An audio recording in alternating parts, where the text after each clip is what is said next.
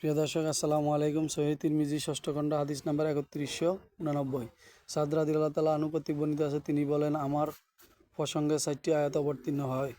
তারপর তিনি একটি ঘটনা বর্ণনা করেন। সাদ রাদিয়াল্লাহু তাআলা আনহু মা বলল, আল্লাহ তাআলা কি ও পিতামাতার সাথে সদ্ব্যবহারের নির্দেশ দেননি? আল্লাহর কসম, যতক্ষণ পর্যন্ত আমি না ও মরব, অথবা তুমি ও কুফরিতে প্রত্যাবর্তন না করবে, ইসলাম ত্যাগ না করবে, ততক্ষণ পর্যন্ত আমি ও পানাহার করব না।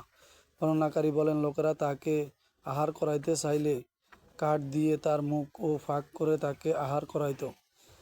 এই ঘটনার পরিপ্রেক্ষিতে আয়াত অবতীর্ণ হইল, আমি মানুষকে তাদের বাবা মার সাথে ভালো ব্যবহার করার আদেশ দিয়েছি, কিন্তু তারা যদি আমার সাথে এমন কিছু শরিক করার জন্য তোমার উপর চাপ সৃষ্টি করে, এই প্রসঙ্গে তোমার কোনো জ্ঞান নেই, তবে তুমি ও তাদের অনুগত্য করো না।